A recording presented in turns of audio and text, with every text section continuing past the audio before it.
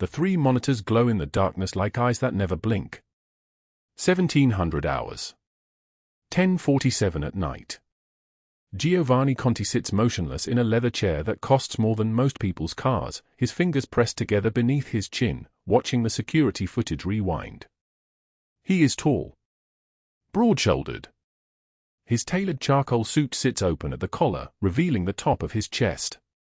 His dark hair shows silver at the temples. A thin scar runs from his left eye to his cheekbone, precise, surgical, a map of a bullet that should have killed him 15 years ago but didn't. His watch is gold. His rings are silver. His eyes are storm gray, and right now they are looking at something that has made him absolutely still. On the center monitor, the driveway of his mansion. Snow falling. November cold that cuts like a blade wrapped in ice. The timestamp reads 23:44. He touches a button. The footage rewinds. A woman walks backward. The snow follows her footsteps backward. Her jacket is worn. Her shoes have holes. The delivery company logo on her chest reads Elite Eats in faded letters. She moves backward toward his iron gate, and in her hand, the wallet. His wallet. Black leather. Cash inside. Hundreds. Giovanni leans forward. Just slightly. A microscopic movement that most men would not notice, but his Lieutenant Vinny, standing behind the chair with his hands clasped before him, notices everything. She took it, Vinny says. His voice carries the certainty of a man who has seen thousands of women and knows what they do when money appears. The money. It's always money. They take it. They run. Giovanni does not answer. On the screen, the footage reaches the moment where the woman first approaches the gate. She is moving forward now. He has hit play. She walks toward the guard station slowly. So slowly. Her breath is white in the cold air. She is shaking. Not from cold alone. She carries the wallet in both hands like it is made of glass. Like dropping it would shatter something important. She approaches the guard booth window and hands it through. Her lips move. Giovanni zooms the camera in. Her name tag appears, Elite Eats Delivery, and beneath that, a name in small white letters, Elena. The guard takes the wallet. Elena turns to leave. Wait, Vinny says beside him.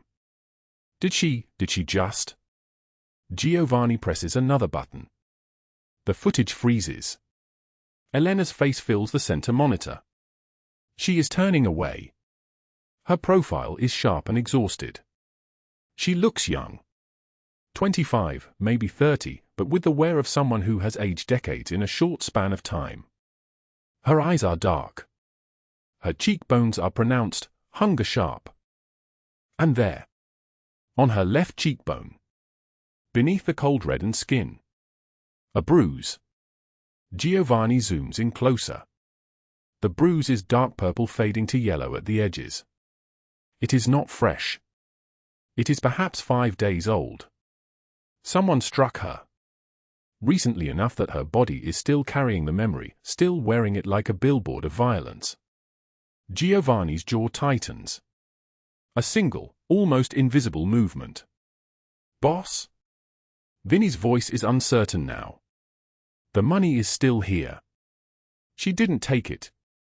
Giovanni does not acknowledge the question. He is studying the frozen face on the screen. Her eyes. There is something in her eyes that stops everything in his chest, like a hand closing around his heart and squeezing. Hunted. That is the word. She looks hunted. He knows that look. He saw it in his own mirror 20 years ago. Pull up the Elite Eats employee database, Giovanni says. His voice is deep and solid like an oath. Like stone that speaks. I want every delivery made to this address in the last 48 hours. I want to know her real name. I want to know where she goes when she leaves here. I want to know everything. The money, Vinny says again. She turned down the money. I know. Giovanni leans back in the leather chair. His fingers return to the position beneath his chin. That is precisely why I want to know everything. The monitors glow in the darkness. $17. That is all Elena Morales has left when the text message arrives on her phone. $17.43 to be exact, but the cents do not matter anymore. Cents are for people with hope.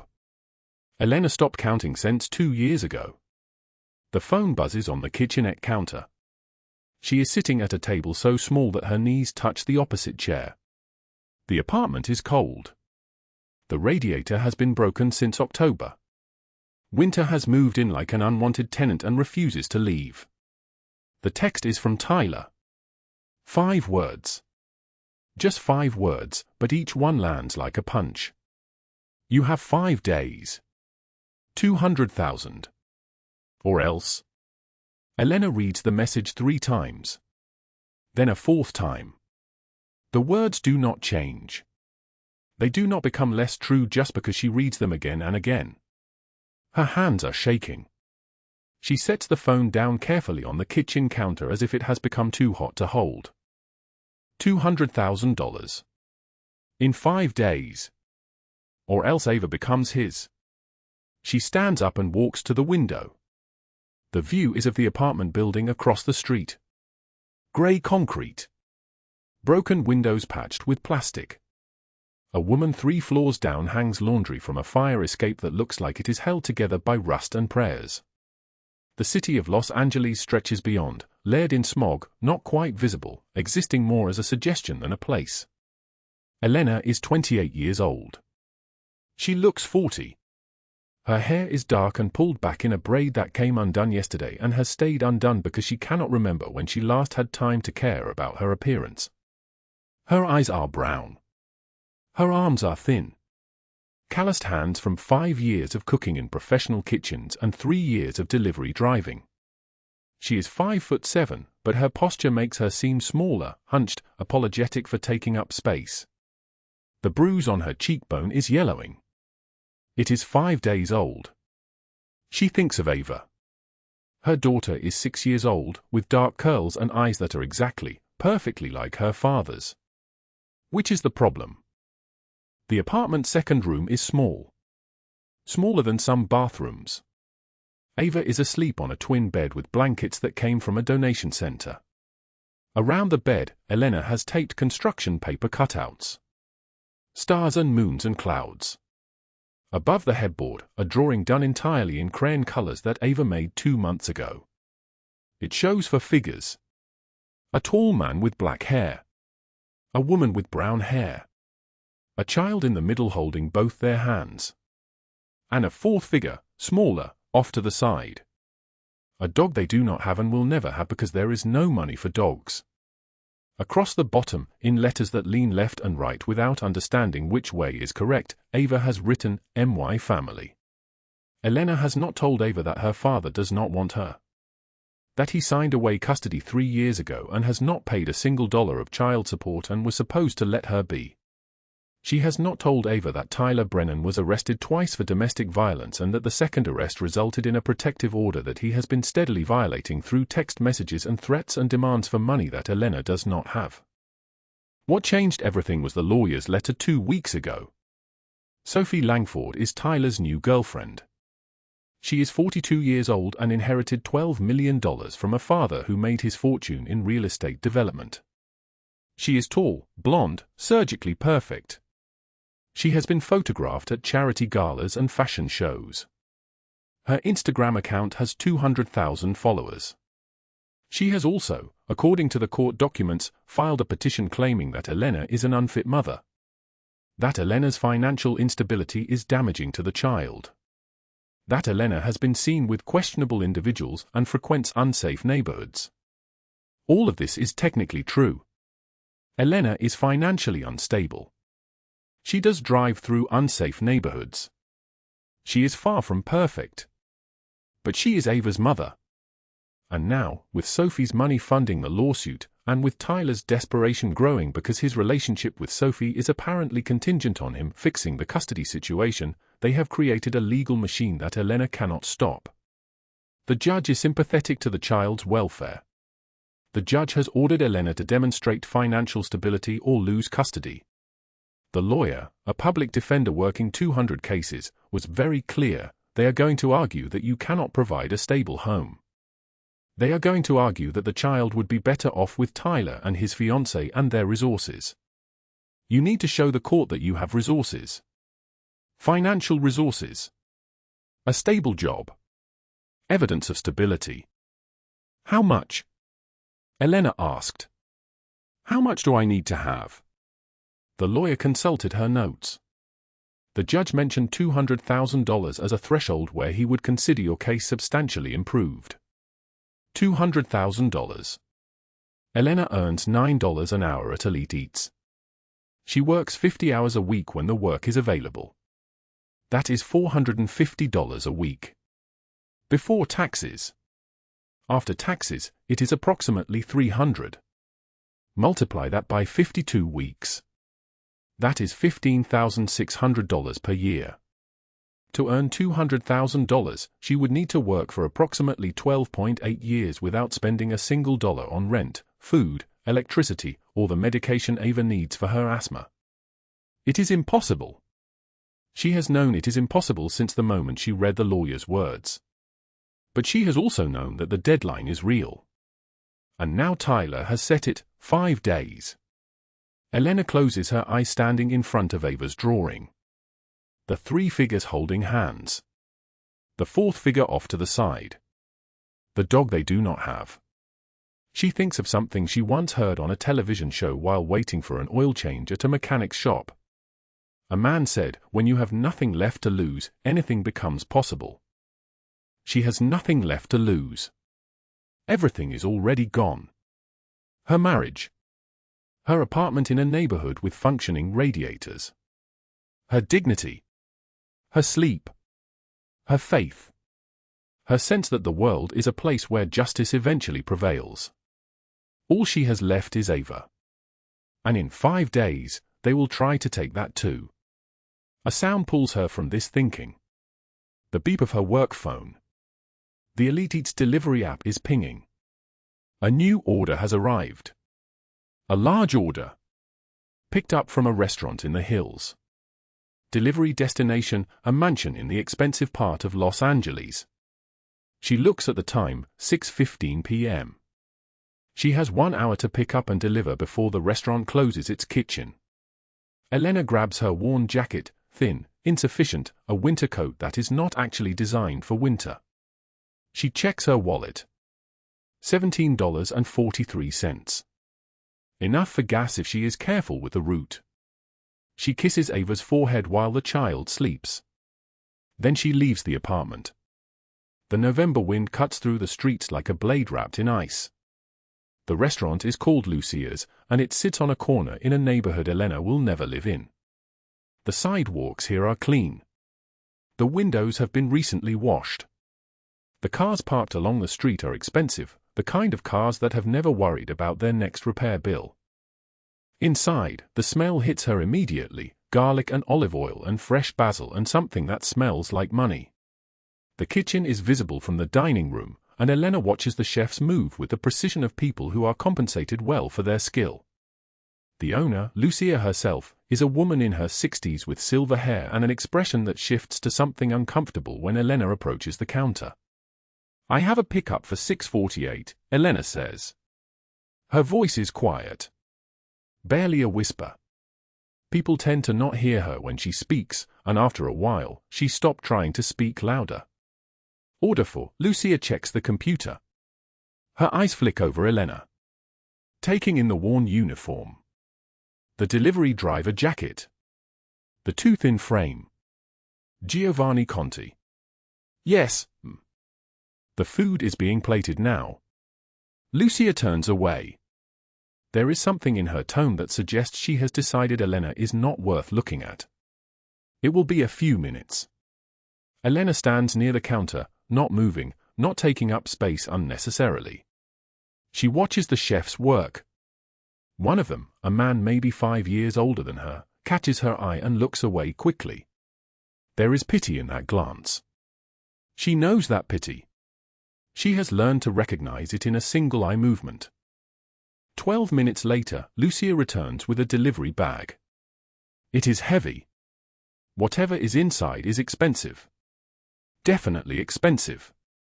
Lucia sets it on the counter with a certain care, and the sound it makes is the sound of expensive food in expensive containers. That is $247, Lucia says. Elena's stomach tightens. I'm sorry. The delivery fee is included in the app, but the restaurant is asking for a $10 tip. Elena has $22 in her account. The app will charge her $3 for gas and vehicle wear. That will leave her with $19 to pick up Ava from the aftercare program and buy something that approximates food for dinner. I apologize, Lucia continues, still not quite looking at Elena. It is restaurant policy. $10 minimum. Elena reaches into her jacket pocket. She removes a $10 bill from the $17.43. She sets it on the counter. Thank you, Lucia says. Elena picks up the delivery bag. The mansion appears at the end of a long driveway lined with trees that have been there longer than Los Angeles has. Iron gates. A guard station. Security cameras positioned on every corner like eyes that never blink. The driveway curves upward. The mansion sits on a hill overlooking the city, and Elena can see, for the first time in maybe a year, the entire sprawl of Los Angeles. The lights. The motion. The millions of lives being lived simultaneously beneath a sky that does not care about any of them. It is beautiful and terrible and lonely. She approaches the guard station. The guard is a man with a radio on his shoulder and a certain stillness about him that suggests he has trained extensively in the art of standing. He sees her coming and steps forward. Delivery, Elena says. Name on the account. Giovanni Conti. The guard speaks into his radio. A voice comes back through the static. The guard nods. He gestures for her to walk through the gate. The driveway to the actual mansion is another 100 yards. The wind has picked up. It is now November night cold, the kind of cold that is not just temperature but a living thing, moving through her jacket like it has been invited in. The snow started falling while she was inside the restaurant. It covers the driveway in white. Fresh. Pristine. Unmarked until her footsteps disturb it. She walks carefully. When she reaches the mansion entrance, the door opens before she can knock. A woman appears, maybe 60 years old, wearing a housekeeper's uniform. Mr. Conti's dinner, the woman asks. Yes. Thank you, dear. Can I get a signature? Elena signs the device the woman produces. Her handwriting is small. Uncertain. The kind of handwriting that belongs to a person who has made herself small in order to survive. Is it cold out there? The woman asks. Elena nods. The woman's expression softens. The wind tonight is terrible. Be careful driving back. I will. Thank you. She turns to leave. As she does, her foot catches on something near the entrance steps. She stumbles. Her hand reaches out and steadies herself against the cold marble of the door frame. That is when she sees it. A leather wallet. It is lying on the driveway, half buried in fresh snow. It must have fallen from someone's pocket. It is Italian leather, expensive, the kind of wallet that belongs to someone who has never counted money the way Elena counts money. She picks it up. The snow is still falling. The wind is still cutting. The mansion looms above her like a sleeping giant. Everything about this moment feels wrong. Dangerous. Like she is trespassing in a place she was never meant to be. She opens the wallet. Inside, there is money. Hundreds. Stacks of them. More cash than Elena has earned in 6 months. Her heart stops. This is it. This is the moment where everything could change. This is where she could take the money and drive to Ava and use it to build something. Rent a better apartment. Pay for better schools. Show the court that she has resources. This is where she becomes the person Lucia expected her to be. She closes the wallet. She walks back to the guard station. "I found this," she says, holding out the wallet to the guard. "Near the front entrance. It must have fallen from someone's pocket." The guard takes it. His expression does not change. "I will make sure it gets back to Mr. Conti." "Thank you," Elena says. She turns. She walks back through the gate. Back to her car. Back to her life where $17 is all she has, and tomorrow the deadline will be 4 days closer. Behind her, in the security room of the mansion, 3 monitors glow in the darkness. And Giovanni Conti watches. The apartment is cold. Elena Morales stands in the kitchen of a place that barely qualifies as 400 square feet, thin walls that let in every sound from the neighbors, a stove with 2 working burners, a refrigerator that hums like a dying animal. The frost on the window is so thick she cannot see through it. Outside, Los Angeles spreads across the hills like scattered diamonds, beautiful and entirely indifferent to her. She counts the bills again. Not because the number will change. Because counting is the only thing she can control. 5 5s. 2 1s. 6 1s and 3 5s. She arranges them in different combinations as if mathematics might suddenly shift in her favor. $17. That is what remains after 3 double shifts, after driving her delivery scooter through rain that turned to ice, after the app took its cut and the fuel cost what most people spend on coffee. $17 to last until Thursday. And then Friday arrives with a deadline that feels like a guillotine blade suspended above her neck. The text message on her cracked phone screen glows in the dim light. She has read it 47 times since this morning. She has not counted, but she knows. Some words you count without meaning to. $200,000 in 5 days or I'm taking Ava. Got the judge in my pocket. You know I will. Tyler Brennan. The man who spent 8 years teaching her what fear tastes like. The man whose fists taught her that love and violence wear the same face. The man who the police department, his drinking buddies, his poker friends, refuse to investigate because his family owns property and her family owns nothing. Elena's daughter is sleeping in the next room.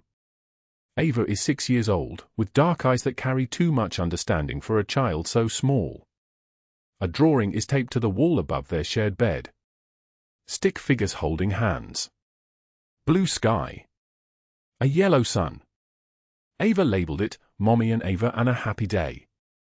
The child drew it 3 months ago, before Tyler's lawyer sent the first custody motion. Before Sophie Langford started appearing in court, whispering things to judges about Elena's stability. Before the world became a place where love is measured in dollars and a daughter's safety hangs on legal technicalities. Elena touches the scar on her inner wrist. It is hidden beneath her sleeve, one of dozens that map the landscape of her body like a geography of suffering. This one came from a kitchen knife he held to her skin while he explained exactly how worthless she was. She has never reported these scars. The cops laugh when she calls. They know Tyler. They hunt with him. They do not see a victim. They see a woman who had the audacity to leave a man with money and family and a social network that closes around him like armor. The nursing degree textbooks sit stacked beside the couch. Heavy. Accusatory. She bought them with money borrowed from her mother, who died for months after Ava was born, leaving Elena alone to carry everything. The community college accepts her on a payment plan she can barely afford. Night classes when Ava is asleep.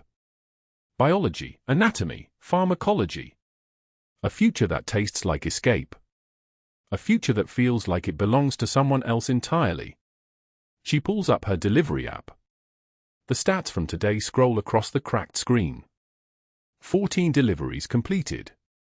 $93 earned. Minus the scooter payment, $70. Minus the gas. Minus the delivery fee the app takes before it reaches her account. The math does not work. The math has never worked. It is designed not to work. She is designed not to work. A single mother with a delivery scooter and a child and a body that carries the evidence of her own erasure. The phone buzzes. A new delivery request. The restaurant name glows in white text, Elite Eats. The destination makes her stomach clench. Mansion District. The wealthy part of Los Angeles where houses sit behind gates and people like Elena are ghosts who appear at doorways holding paper bags, take their cash or their insults with equal grace, and vanish before anyone has to fully acknowledge their existence. The tip shows $15. More than usual. She does not think about what that means. She has learned not to hope. Hope is a luxury she cannot afford. Elena goes to the bedroom.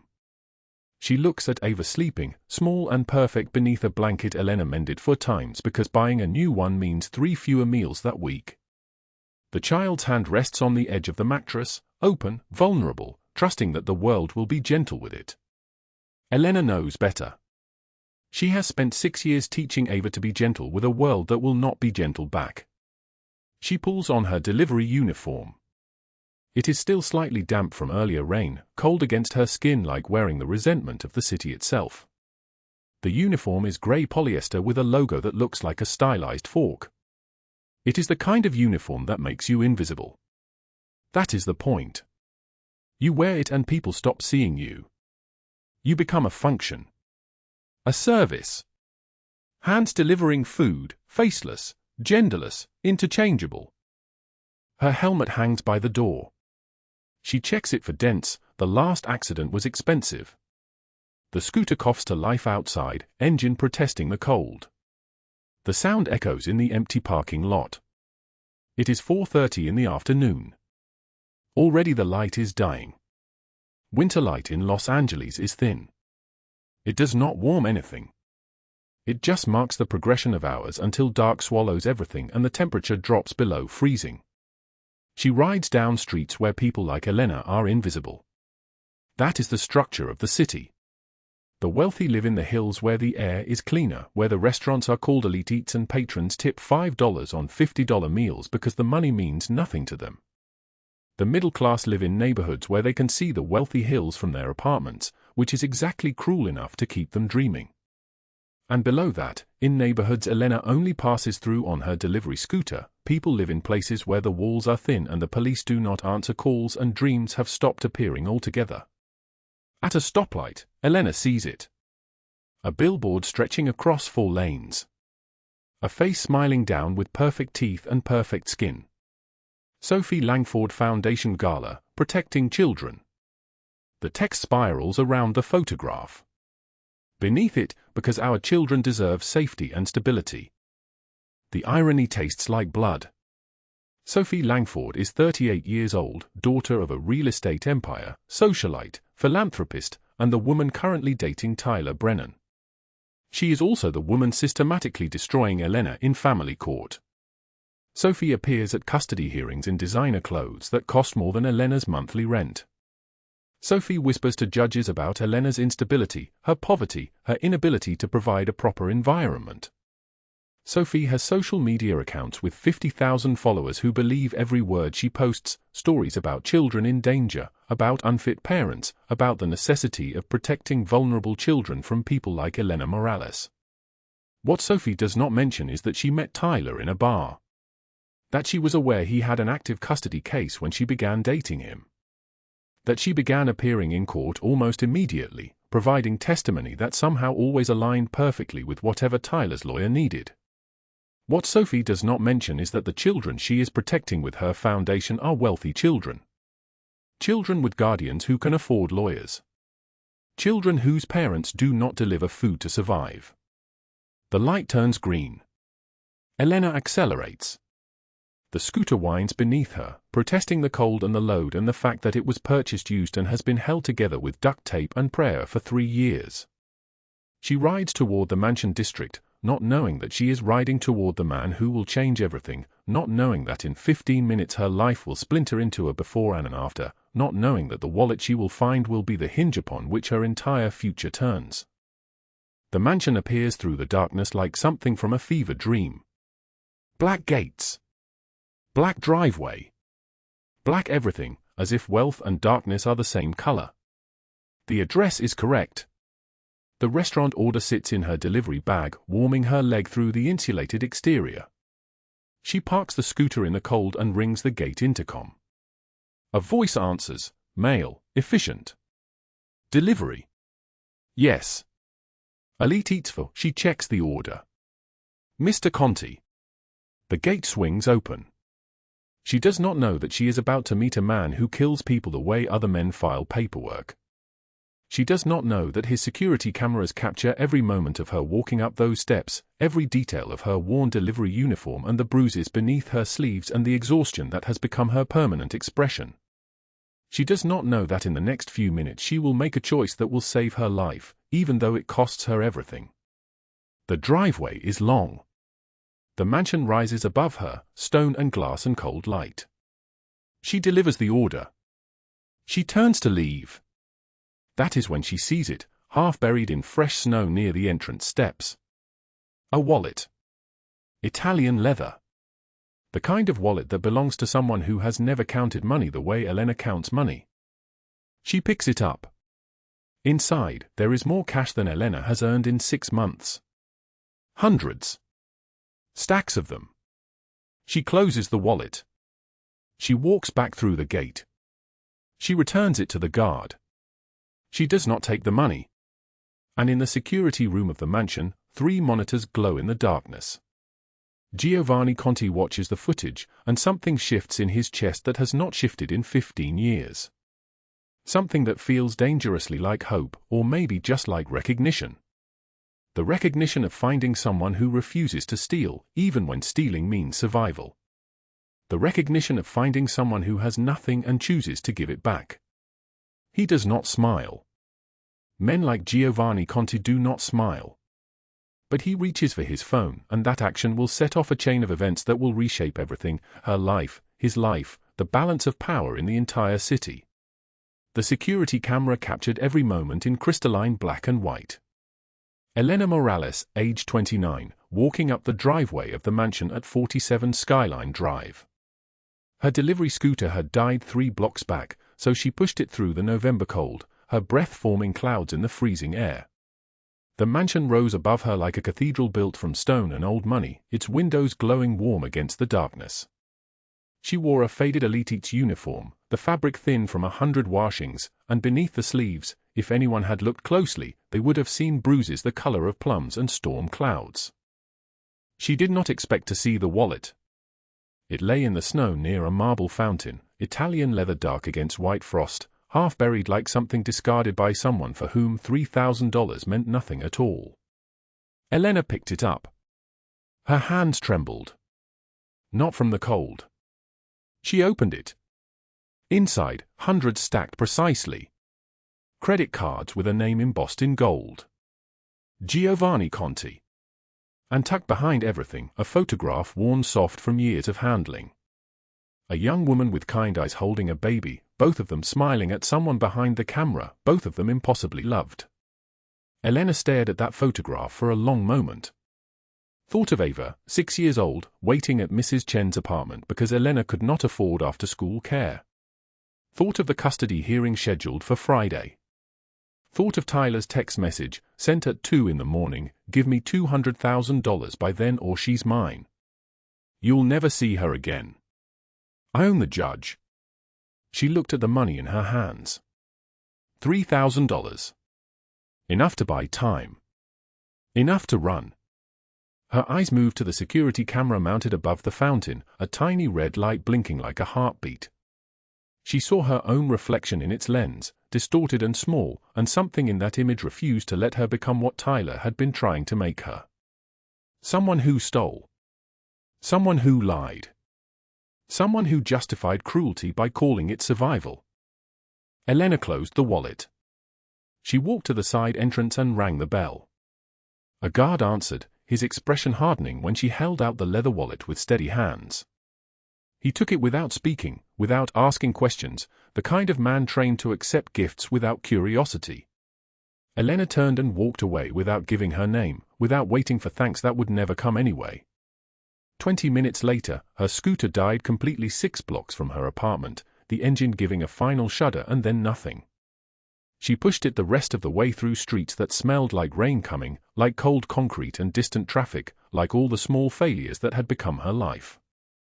Inside the mansion at 47 Skyline Drive, Giovanni Conti sat in a meeting with Vinny and Nino, discussing shipments and territories and the small logistics of controlling half the city's narcotics trade.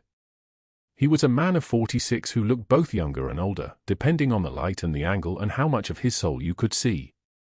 He wore a black silk shirt open at the throat, the fabric falling away to reveal a chest marked with one long scar running from collarbone to sternum, a souvenir from the night his father died. His dark hair was silvered at the temples. His eyes were the color of storm water, and they held the particular exhaustion of someone who had killed too many people and built too much empire and forgot along the way what any of it was for. The guard interrupted the meeting by opening the door. "Sir, someone returned your wallet." The room went still. Giovanni stood and took the wallet without a word. Opened it. Everything was there. Every dollar. Every card. Every detail of his life arranged in leather and plastic, exactly as it had left his possession. He walked immediately to the security room in the basement and rewound the footage on 3 monitors that glowed in darkness like eyes. He watched Elena pick up the wallet in the snow. He watched her pause, watched her open it, watched her fingers close around the bills. He watched her deliberate, her face illuminated by the fountain's light, the bruise on her left cheekbone visible even in grayscale. The exhaustion that had become her permanent expression. The way her shoulders curved inward like someone bracing for impact. He watched her close the wallet and walk away. Giovanni froze the image on her face and saw something that stopped his breathing. He saw the terrified teenager he had been, hiding in a closet, watching through a crack in the door as the Castellano crew murdered his father in their living room. He saw blood spreading across tile. He heard his father's last words, whispered as though speaking to the darkness itself, "Protect the innocent, Giovanni." That was 23 years ago. He had built an empire on vengeance, and somewhere in the machinery of power and protection, money and retribution, he had forgotten what innocence looked like. Until now. He pointed at the frozen image. "Find out everything about her? I want it by dawn." By 6 in the morning, Nino delivered a file. Elena Morales. Age 29. Delivery driver for Elite Eats. Night student at Los Angeles Community College, nursing program, maintaining a 3.8 GPA. Daughter, Ava, age 6, in 1st grade at Holyoke Elementary. Ex-boyfriend, Tyler Brennan, sergeant at Lapt West Division. Giovanni's jaw tightened at the name. He pulled up his network database. Tyler Brennan appeared across 17 pages of intelligence reports. Known associate of the Brennan crew. Low-level dealer. Connected to evidence room thefts. Multiple domestic violence calls to Elena's address over the past 4 years, all dismissed, no arrests. The pattern was clear as a blueprint. He kept reading. Current legal situation: Tyler filed for full custody 3 weeks ago. His evidence came from Sophie Langford, a socialite who served on 3 children's charity boards and volunteered as a court advocate. Sophie told the judge Elena was unstable. She claimed to have witnessed Elena leaving Ava alone for hours. She described bruises on the child. She mentioned substance abuse. The judge believed her. Hearing scheduled for Friday. Then Giovanni found the detail that made his blood run cold. Text messages recovered from Elena's phone company. Tyler's words: "Give me $200,000 by Friday or I take Ava. You'll never see her again." I own the judge. Giovanni stood and walked to the window. Below him, Los Angeles sprawled in morning light, millions of people moving through their days, and somewhere down there, Elena Morales was counting pennies, and Tyler Brennan was counting the days until he could take her daughter, and Sophie Langford was planning her next charity gala. He called Vinny, "Bring the car. I want to see her." Elena's apartment building was a structure of peeling paint and broken mailboxes, for stories of people living on the margins of the city. She climbed the stairs at noon, carrying groceries bought with her last $17. Bread. Peanut butter. Milk. Her hands were shaking as she unlocked her door. Giovanni Conti sat on her couch. Vinny and Nino flanked the doorway behind him, their presence filling the small room like a physical force. Giovanni wore a charcoal cashmere coat that probably cost more than Elena's monthly rent. His hands were folded in his lap. He was absolutely still. Elena dropped the grocery bag. Bread spilled across the floor. She backed against the wall, her hand reaching for her phone. Giovanni raised both hands slowly, a gesture of surrender that looked almost sincere on a man like him. "I am not here to hurt you." "Get out," Elena said. "You returned my wallet last night." Giovanni's voice was low, measured, the kind of voice that had made grown men confess things they swore they would take to their graves. "I watched the security footage. I know what you did." Elena's mind raced backward to the mansion, the fountain, the wallet feeling like a test she did not know she was taking. "Get out of my apartment." Giovanni stood slowly. "I know what Tyler is doing. I know about the $200,000. I know about Friday. I know everything." Elena's legs began to shake. "How do you?" "Because I have resources you cannot imagine," Giovanni said. "And because people like me have an obligation to people like you. I don't need your charity." "This is not charity," Giovanni said. He nodded to Vinnie, who placed an envelope on her small kitchen counter. "Giovanni, that is $200,000. Pay Tyler. Keep Ava safe."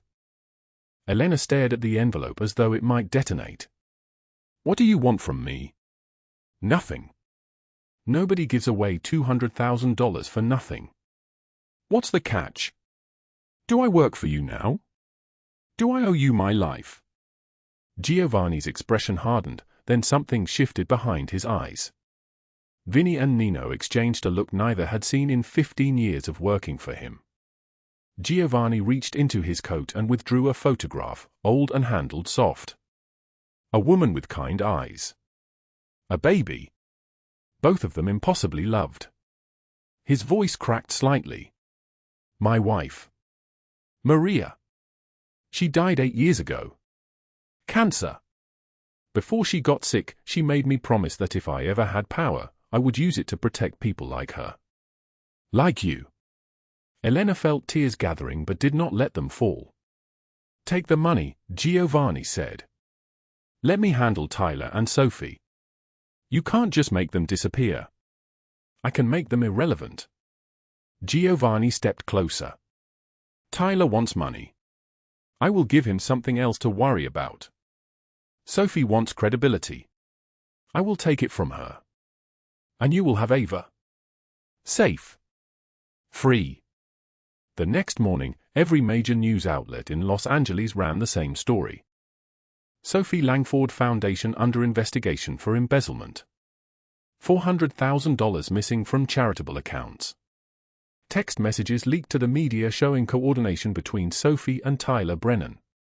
Photographs of them together at hotels.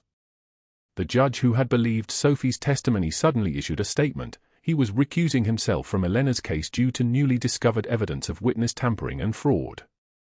By noon, Sophie's foundation was shutting down. By evening, her name was being removed from 3 charity boards. By the following morning, she was deleted from Los Angeles society the way a mistake is erased from a document. Tyler's Sargent Review was opened the same day. But what Elena did not know was that Tyler Brennan was not planning to go quietly.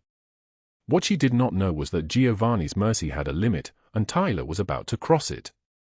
Her phone buzzed at 11 that night. A text message from an unknown number, but she recognized the words, recognized the voice behind them. "You think you won? I'm coming for Ava tonight. One way or another, she's mine." The apartment suddenly felt too small. The walls pressed inward. Outside her window, the city continued its indifferent turning, and somewhere in the darkness, a man with nothing left to lose was moving toward her with violence in his heart. Elena's hand shook as she reached for her phone to call Giovanni. She did not know that he was already aware. She did not know that by the time Tyler's car left his apartment parking garage, Vinnie and Nino were already waiting in the darkness. She did not know that some promises, once spoken, can never be broken. What she knew was fear and cold and the need to protect her daughter. Everything else was about to change. Elena's hand shook so badly the phone nearly slipped through her fingers. The screen glowed in the darkness of her apartment, and she read the words again. And again. Each time they landed like a punch. You think you won? I'm coming for Ava tonight. One way or another, she's mine. The text was from Tyler. She knew it without checking the number. She could hear his voice in every word, that twisted certainty, that ownership, that darkness that had been following her for 8 years like a shadow that refused to separate from her body. Ava was asleep in the next room. Elena could hear her breathing, that soft, steady rhythm of a child who did not yet understand that the world was capable of cruelty. Elena stood in her kitchen window, looking out at the November night. The sky was clear, stars sharp as diamonds, frost forming on the glass like delicate breaking bones.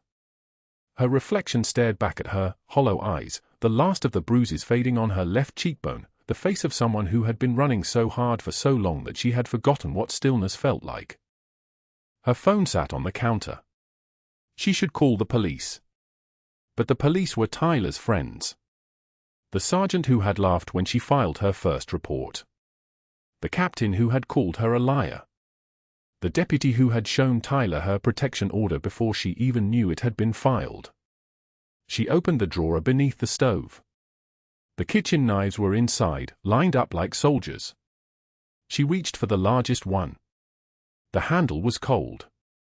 The blade caught the light from the window, glinting like a mirror reflecting something she did not want to see.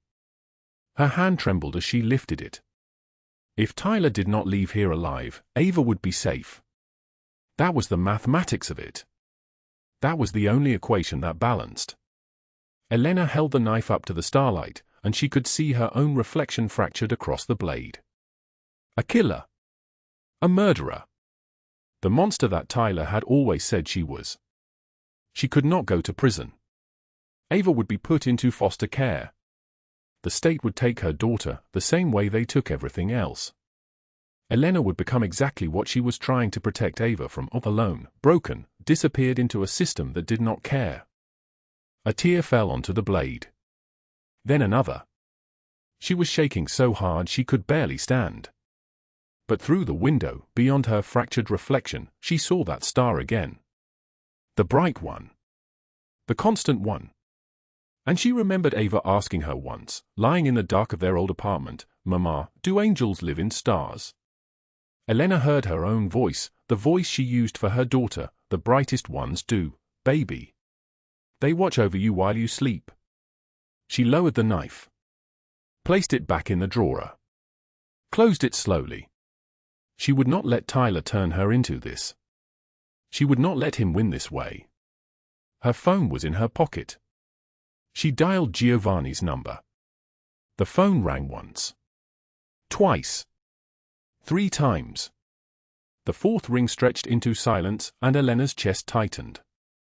He was not going to answer. He was not going to come. She was truly alone. Then his voice. Deep and solid like an oath. "Elena." "He's coming," she whispered. "Tyler." He sent a message. "He's coming for Ava tonight." He said he's taking her. "He's going to." "Where are you?" "Home. My apartment." "Giovanni, the police won't help, and I don't know what to do, and Ava is sleeping and I can't. Listen to me." His voice cut through her panic like a blade. "Lock your bedroom door. Stay with Ava. Do not open the door for anyone. Help is coming." "Giovanni." "I am coming," he said, and something in those 4 words was absolute. A promise carved into stone. "You are not alone anymore." The line went dead. Elena moved through her apartment like a ghost, like a shadow, like a woman made of nothing but fear and determination. She locked the bedroom door and sat on the edge of Ava's bed, watching her daughter sleep. The child's hand was curled around a small drawing, the family portrait she had made months ago. In Ava's Kren version, Elena was tall and smiling, yellow hair like sunshine. Giovanni was there too, though Ava had only met him once. She had drawn him large and dark, standing beside them like a mountain. Ava had not asked where he came from or why he was there. She had simply accepted him, the way children accept miracles. The knock on the apartment door came at 11 p.m. Not a knock. A pound. A fist against the frame. "Elena." Tyler's voice, slurred and cruel. "Open up. I know you're in there." Elena's breath caught. She pressed her back against the wall, phone still in her hand. "Open the door, Elena. Don't make me break it down. I'm not asking." His footsteps pounded through the living room. She heard him opening cupboards, slamming doors. Getting closer. "Elena. Come out wherever you are." He was laughing now. That sound. That twisted, wrong sound that had lived in her nightmares for 8 years. She pulled Ava into her arms, whispered, "Shh, baby. It's okay. We're safe. Don't make a sound." The bedroom door shook. Once. Twice. Then came the sound of the front door crashing open. Splintering wood. Tyler's voice screaming from the living room, "I'm taking what's mine." Elena pulled Ava toward the closet, locked them both inside. Through the slats in the closet door, she could see the bedroom. The window. And beyond it, in the parking lot below, movement. 12 figures in black tactical gear. Silent. Coordinated. A unit moving like soldiers through water, like ghosts, like instruments of a precision that belonged to only one man. Giovanni Conti was down there. The bedroom door exploded open. Tyler stood in the frame, his face twisted, his uniform disheveled, his eyes holding the wild light of a man who believed himself untouchable. "I know you're in here. Come out, or I'm dragging you out." Then he froze. A voice came from behind him. Cold. Measured. Like winter itself had learned to speak. "Tyler Brennan." Tyler spun. Giovanni filled the doorway, not alone. Vinny and Nino flanked him, their faces carved from granite. Behind them, for more men in tactical gear, weapons at ready position. Tyler's hand moved toward his waist. Nino's gun was already aimed at his head. "Do not," Giovanni said softly. "You can't do this." Tyler's voice cracked. "I'm a cop. I have protection." "I have?" "You have nothing," Giovanni interrupted. His eyes were the color of a storm about to break. "As of 6 p.m. today, you are under federal investigation. Internal Affairs. The FBI. They have the file. You were terminated from the Los Angeles Police Department 45 minutes ago. You do not have a gun anymore. You do not have a badge. You do not have protection." Tyler's face went white. His mouth opened. Closed. Giovanni nodded. 4 men moved. Tyler tried to fight, but there were too many. Too coordinated. Too practiced. They had done this before, and they would do this again. His screaming echoed through the apartment building as they carried him down the stairs, down the hallway, out into the darkness where the rest of the city went on, indifferent, unaware of the justice being delivered in silence. Giovanni's footsteps approached the closet. He knocked softly on the door. "Elena. It is over. You are safe." She opened the door slowly. Ava was clutching her so tightly she could barely breathe. Giovanni knelt to Ava's eye level. His hands, which had destroyed empires, were gentle. "Hi, Ava. My name is Giovanni. I am a friend of your mama's. You are very brave." Ava hid behind Elena's leg, watching him with the careful assessment of a child who understood, somehow, that this man was different. That he was dangerous. That he was kind. Giovanni stood. Met Elena's eyes. "Where are you taking him?" she asked. "Somewhere he deserves to be." "I don't want to know, do I?" No, he said. You do not. He was gone by midnight. But the traces of his presence remained, the broken door, the scattered signs of violence, the absence of Tyler in her life. By dawn, federal agents were at Sophie Langford's penthouse with a warrant. Embezzlement. Wire fraud.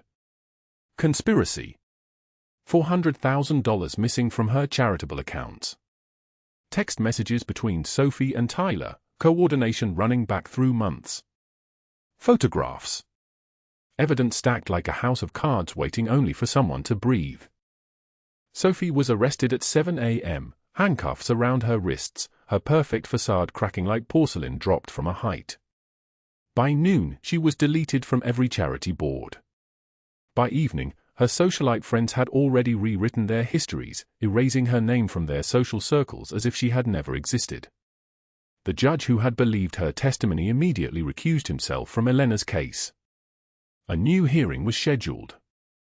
Elena stood at her kitchen window again, but this time the light was different. This time, dawn was breaking over Los Angeles, and the city was waking up to a version of reality where the invisible girl finally became visible. Her phone buzzed. A text from Giovanni, the custody hearing is in 3 hours. You have already won. The frost on the penthouse window catches the light from Los Angeles below, each crystallized edge glittering like a tiny knife. Elena Morales stands with her forehead against the cold glass, her breath fogging small circles on the surface. Behind her, at the dining table, Ava works on her homework, 7 years old now, her small hand gripping a pencil with the concentration of someone who knows what it means to fight for something. 1 year.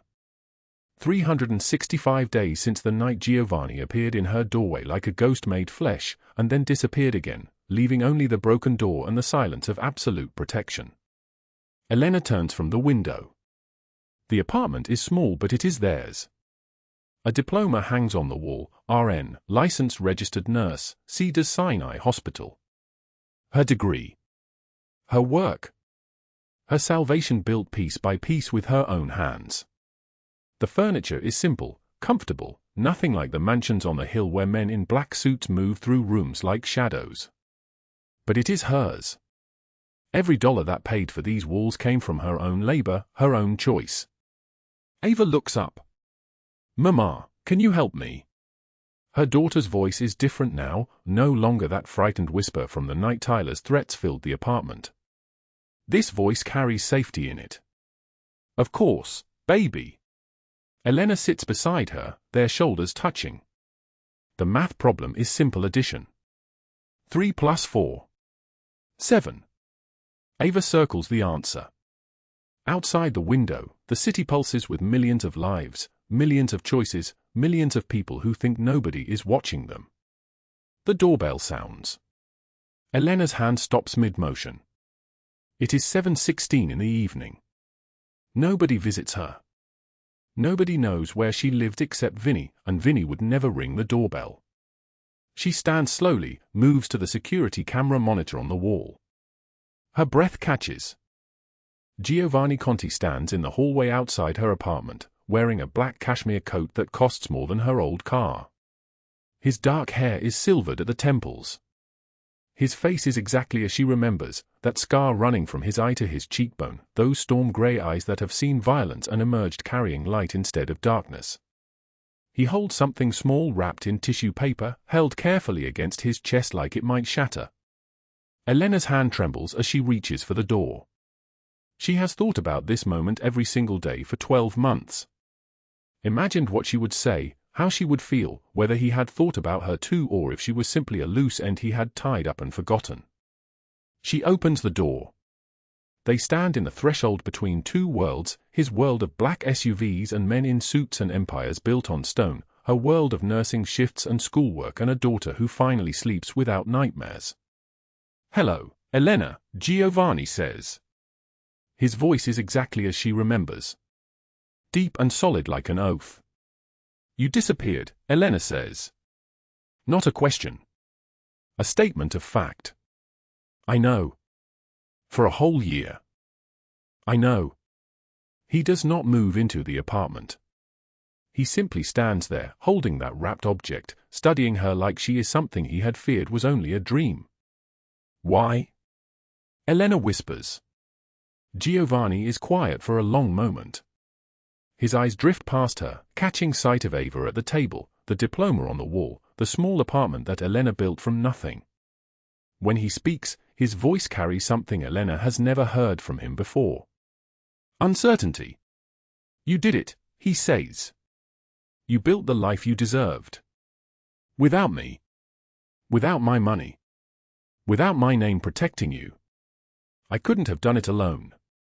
Tyler disappeared. Sophie was arrested. That was you. That was consequences. Giovanni stepped slightly closer. You returned a wallet with $3,000 when you had 17. You chose honor when you should have chosen survival. Do you understand how rare that is? Do you understand how few people in this world make that choice even once? You made it in your darkest moment. Elena's eyes glisten. Why are you here? Giovanni unwraps the tissue paper slowly. Inside is a photograph. Two people, a woman with dark hair and warm eyes, holding a baby boy. The woman is smiling. The baby is reaching toward her face. My wife, Giovanni says. Maria. And my son, Antonio. They were killed when Antonio was 4 months old. A rival family, 23 years ago. I spent 2 decades hunting every man involved, every person who gave an order, every person who pulled a trigger. I became vengeance incarnate. I became the thing I was supposed to protect people from. Elena takes the photograph carefully. Maria's eyes seem to look directly at her across the years, across death, across an ocean of grief. I want you to have it, Giovanni says. Because Maria would have done exactly what you did. She would have returned that wallet. She would have protected a child at any cost. She would have refused to become bitter even when the world gave her permission to shatter. And I realized, watching you that night, watching you freeze in the winter rain with $17 and a scooter held together with tape, I realized I had forgotten what I was supposed to protect. I had forgotten that the people we fight for are not the strong ones. They are the invisible ones. The ones nobody sees. The delivery drivers on broken scooters. The single mothers. The people who keep choosing light when they have every reason to choose darkness. Elena cannot speak. Her throat is closed with tears. I disappeared because I needed to remember who I was, Giovanni continues. Not the Mafia boss. Not the man with the power to destroy. But the boy who still grieves his father. The man who loved his wife. The person who remembers what honor costs. I needed a year to ask myself who I wanted to be. And the answer was someone worthy of standing in front of you. Giovanni, Elena begins. You do not have to say anything, he says quickly. I do not expect anything. I just needed you to know. He turns as if to leave, as if he is simply delivering a message and departing like smoke. Wait, Elena says. He stops. Turns back. I looked for you, Elena whispers. Every day this year. At Ava's promotion ceremony from 1st grade, I turned around thinking you would be there. When I got my nursing license, I called Vinny's number 5 times and hung up without speaking. Every time something good happened, I wanted to tell you. Because you made it possible. Not your money. Your choice. You chose to see me when I was invisible. Giovanni walks back to her. They stand so close she can feel the heat of his body, smell the cologne and winter air that clings to his coat. I do not know what happens next, Elena says. I do not know how this works. I do not know if we make sense. We do not have to make sense, Giovanni says softly. I do not know how to do this. Neither do I.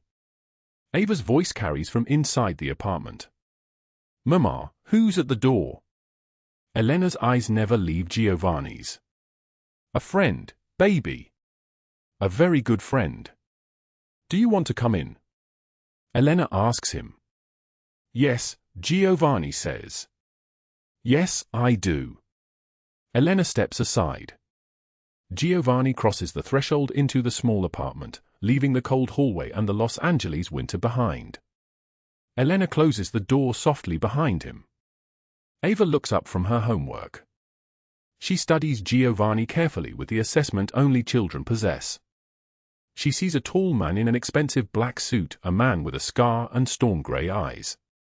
And then she sees something else. She sees her mother's expression, the way Elena's hand trembles slightly as she touches Giovanni's arm. "You're the man who saved us," Ava says. Not a question.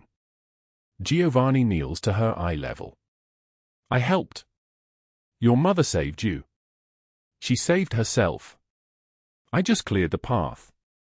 My teacher says real heroes are invisible," Ava says. She says they do good things and nobody notices. "Are you invisible?" Giovanni glances at Elena. Something cracks open in his chest. "I think," he says carefully, "I was learning how to be invisible until I met your mother. She taught me that sometimes being invisible means nobody sees your power. But being seen, really seen by someone like your mother, that is a different kind of power entirely." Elena sets the table. Spaghetti and fresh bread and wine poured into 3 glasses, one of them filled with juice for Ava. They eat together as rain begins to fall outside, tapping against the windows like distant drums. Ava shows Giovanni her drawings, a picture of her and Elena, then one with a tall dark-haired man standing beside them, holding their hands. Giovanni studies each one like it is a masterpiece hung in a gallery. "That's you in the family," Ava announces. "You're in our family now." Giovanni's eyes glisten. He looks at Elena. She reaches across the table and takes his hand. Outside, Los Angeles sprawls beneath the rain, millions of people invisible to each other, most of them fighting battles nobody witnesses. But inside this small penthouse apartment, 3 people sit together in the warmth of light, and for the first time in either of their lives, the weight of the past loosens its grip. Elena stands later that evening at the window, watching the rain fall through the city lights. Giovanni comes to stand beside her, not touching, but close enough that she can feel him breathing. "I was so angry," Elena says softly. "For so long. Angry at Tyler, angry at Sophie, angry at myself for not seeing what was happening. But this year, building my life, getting my degree, watching Ava smile again, I realized anger was a luxury I could not afford. I had to choose light or die." "You chose light," Giovanni says. "Every single day, you chose it." "So did you," Elena whispers. "You could have stayed in the darkness. Your empire, your vengeance, all of it. But you walked away. You remembered Maria. You chose to protect instead of destroy." Giovanni turns to face her. "Will you let me try? To be the man Maria would have wanted me to be? To be the man your daughter thinks I am?" Elena steps closer. "I think I already know the answer. I think I've known it since the moment you appeared in my hallway. But I want to hear you say it. Why did you really come back?" "Because I cannot go another day without you knowing," Giovanni says. His voice cracks slightly.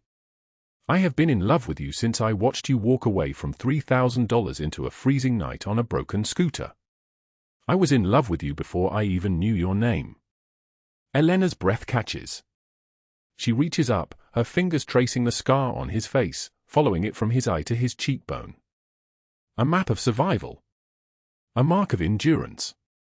"Then stay," she says. "Not as a savior. Not as a protector. Just stay as a man who chooses light." Giovanni takes her hand gently and brings it to his chest, over his heart. "I will stay as long as you will have me." Through the window behind them, the city lights reflect off the rain-wet glass. Somewhere down there, someone is making an impossible choice. Someone thinks they are invisible. Someone needs to remember that honor still exists, that light survives darkness, that one person choosing integrity can change everything. Sometimes the people who seem invisible carry the greatest light. If this story touched your heart, please subscribe to the channel, like and share this video with the people you love. Every comment you leave is a precious source of motivation. We wish all of you good health, a joyful life, and days filled with peace.